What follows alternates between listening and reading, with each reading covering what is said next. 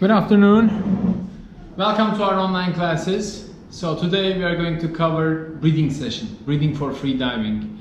This is the fundamental skill of all free diving. Without properly teaching how to breathe for free diving, it is impossible to ensure safety in our classes or to gain success. So this is paramount for everything. I suggest you to listen this multiple times, because the first presentations that you are going to have is going to be this. Okay, so let's start with breathing for free diving. Please open the app, find breathing for free diving in the level 1 student manual. Check the manual and also check the instructor content of the manual. Also, make yourself comfortable with the knowledge on the free diving skill review, and the skill is static apnea. This is the practical application of the breathing session. Okay, good, let's start. The first thing that you have to know for breathing for free diving, it has two main parts to teach. First part is the academic part to teach breathing, and the second part is the practical application part, which is sort of a dry in water exercise. Okay, in the academic part, we teach the parts of breathing.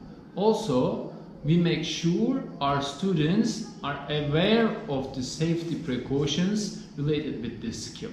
Okay, when they open the student manual, they see breathing for free diving section, and it summarizes up the value of this knowledge, the key points, and at the very end, it also emphasizes the dangers of hyperventilation.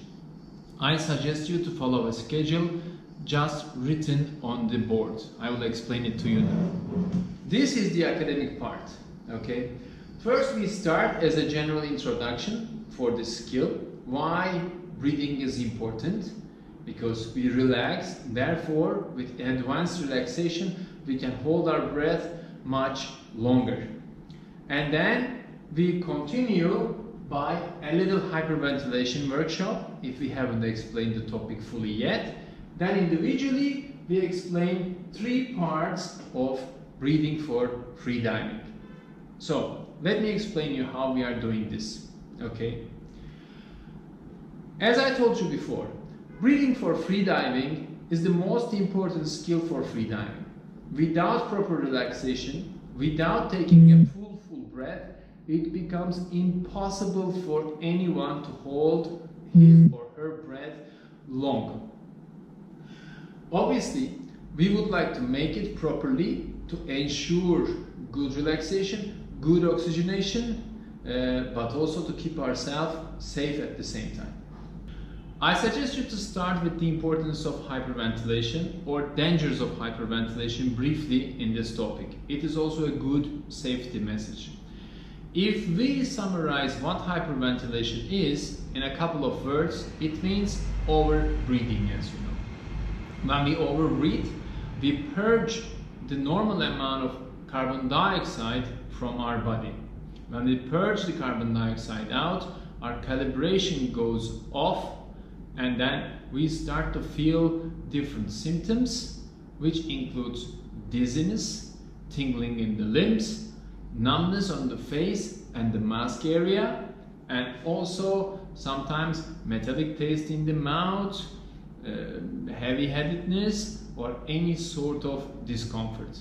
All of our students must know how this thing feels, and it is our duty to check if they are safe, or let's say if they are feeling any signs of hyperventilation at the end of each set of breath holding. Okay, so at this point you have to start your course, you have to start this section with a little hyperventilation workout.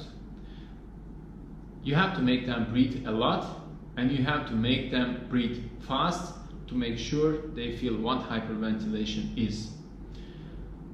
Make sure your students are seated in a comfortable position and there are no sharp objects around. If they feel dizzy or lose their balance, what they have to do is exactly this.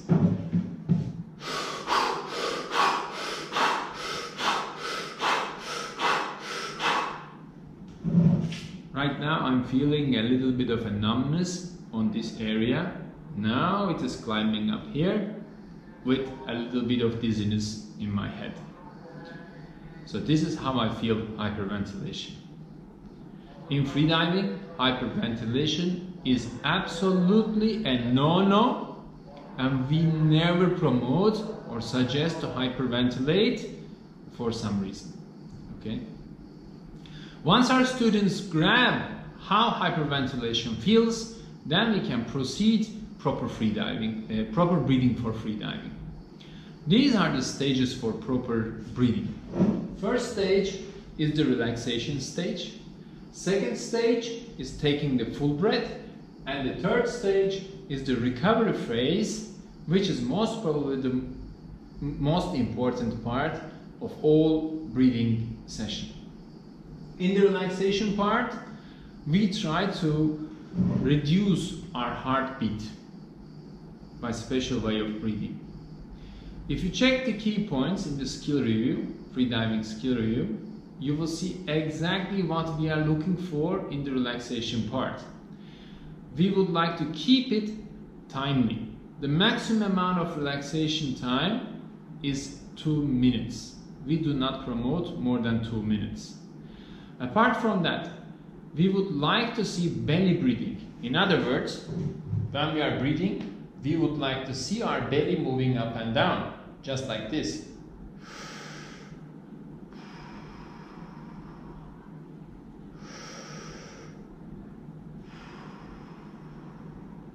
This is chest breathing.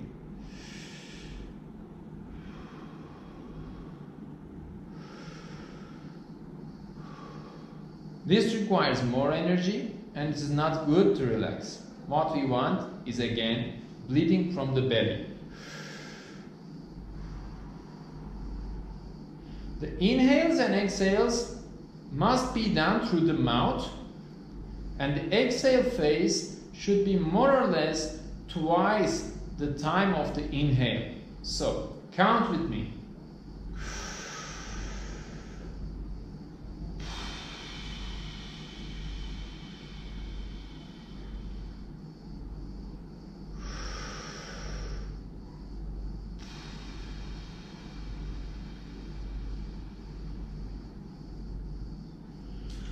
So as you see, I am trying to inhale in more or less 3 seconds and the exhale is more or less 6 seconds.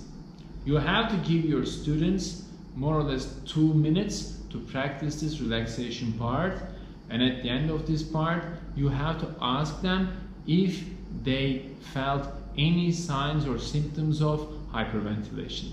This is extremely important. If you haven't done so, this is a safety violation and please be careful about it. The exhale phase of the relaxation breathing has to be controlled by the lips or by the tongue, creating a narrow passage for the air that we inhale. So when we are exhaling, it is normal to see the lips like this, or it is normal to hear a hissing voice from the tongue like this.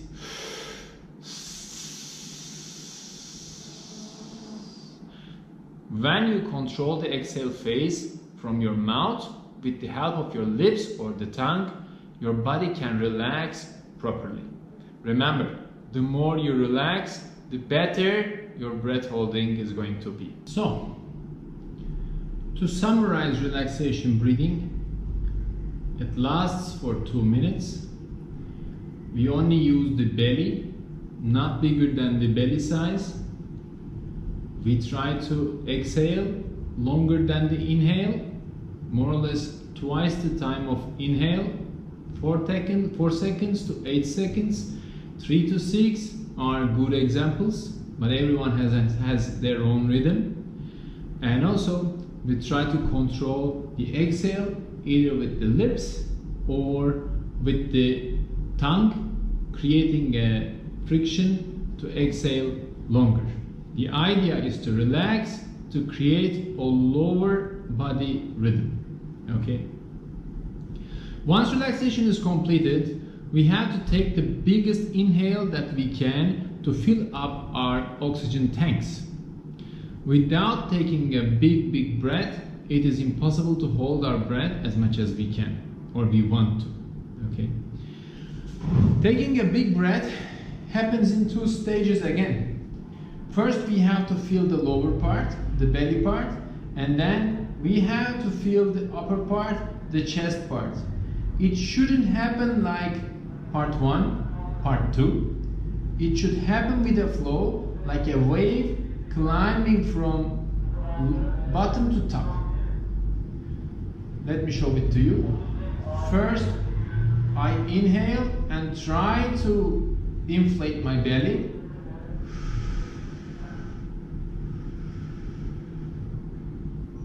And then slowly it climbs up. Let's look at it again.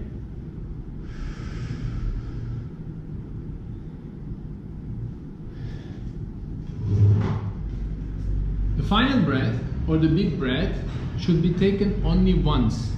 It's not okay to say, I couldn't take it fully, I try again. This can lead into hyperventilation if we do it several times.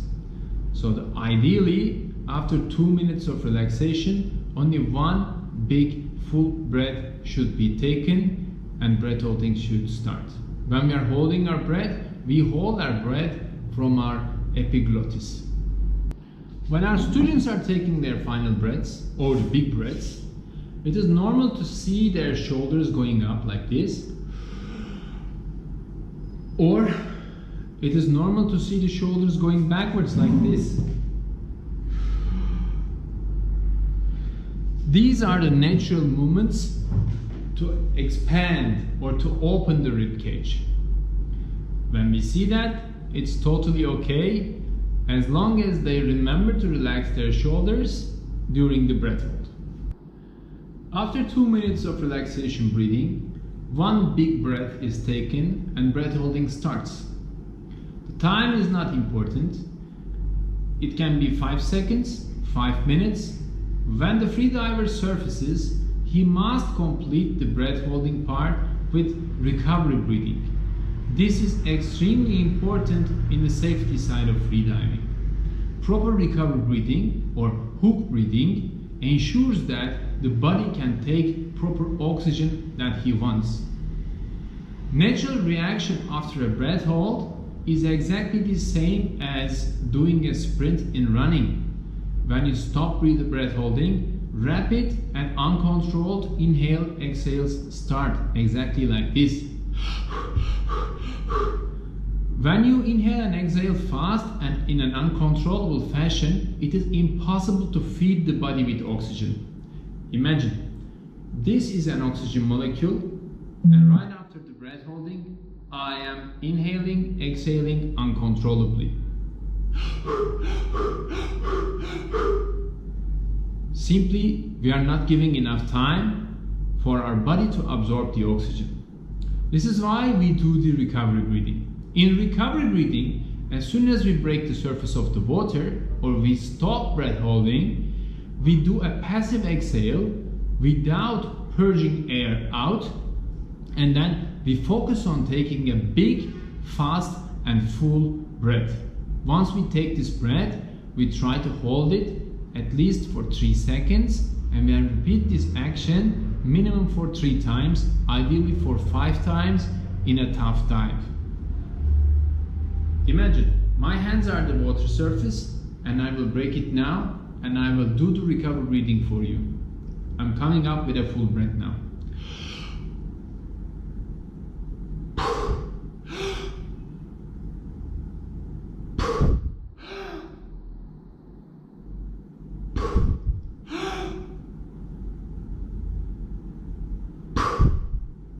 Now, I've just completed 3 recovery breaths at the end of the dive. When the students try this exercise in the classroom without having a proper breath hold first, they will feel exactly the same symptoms and signs of hyperventilation. They can ask you why they are feeling dizzy. It's because they do not need to breathe this way right now. But after a dive, they will definitely need to breathe this way to make everything safe. Proper recovery breathing can prevent blackouts or loss of motor controls, which can happen after a very tough dive at the surface. 90% of freediving accidents happen on the surface. This is our best weapon to prevent these incidents. Once we teach 3 parts of the breathing, it's time to combine these stages. We do it in the practical application part or the dry static part. I will explain it to you now. This is the dry static section. As you see, the presentation of this section is exactly like an in-water exercise. It starts with briefing, continues with the exercise part, and then we finish this section with a debriefing. In the practical application of the breathing session, the instructor should explain again the key points of breathing, the key points of how to relax properly, the key points of how to take a proper big breath, and the key points of proper recovery breathing. Afterwards, we have to demonstrate how to relax, how to take the big breath, and how to do the recovery breathing just like a water session. In this session, our students are going to hold their breath 3 times. First set is to combine the 3 stages of breathing for freediving. Big breath hold is not the point of this exercise. We give them 2 minutes to relax. We give them the chance to take a big breath, and then we make them hold their breath maybe 20 to 30 seconds, no more. At the end of their breath hold, no matter how enthusiastic they are to talk back, they have to make their recovery breathing. The first thing that the instructor should ask is if they had felt any signs or symptoms of hyperventilation. This is the safety part of this exercise. If instructor does not ask it, it is a fail.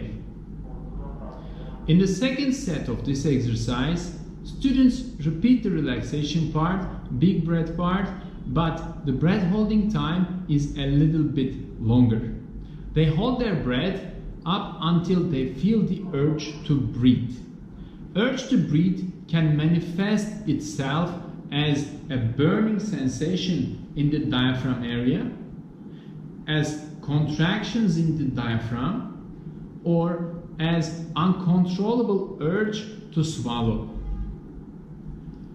Remember, at the beginning of any breath holding, saliva can accumulate on top of the epiglottis, and instinctively students or you can swallow this saliva. This is not urge to breathe. Urge to breathe is the unconditional or unstoppable reaction of your body to breathe.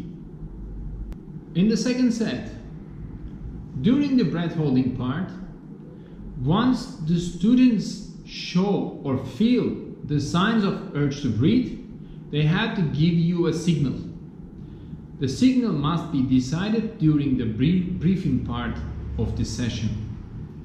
They have to show you where they feel this feeling, and you have to confirm this as a fact. Once urge to breathe is confirmed by both sides, they can stop breath holding and proceed into recovery breathing to finalize their second set. Everyone can get their urge to breathe at different times, so do not assume they can start and finish at the same time. Once the second set is completed, students can proceed into set number 3. In this set, they try to build a little bit of confidence into themselves.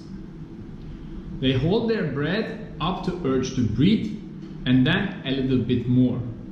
Remember, we never push them to break their personal bests. or to break a new record. The idea is just to prove them they can hold more than urge to breathe. It's a good analogy to explain the first part of the breath holding as an asphalt highway. But after the urge to breathe, the highway is over and the gravel road will start. Breath holding will get significantly more difficult, but it is going to be possible to hold their breath more. So therefore, we give them the chance to hold their breath up to urge to breathe. Once the point is reached, they will give the signal to you, and then they will hold their breath a little bit longer. The push time after urge to breathe is going to be more or less 20-25 seconds. Never push your students to hold their breath as much as they can, because once stress shows itself, learning stops. They will not do proper recovery breathing if they push themselves too much. Once the target is reached, one by one, they will stop holding their breath, and then they will again proceed with recovery breathing. Needless to say, again in set number 2 and number 3, at the end of each breath hold, the instructors must definitely ask if the students have felt any signs of hyperventilation.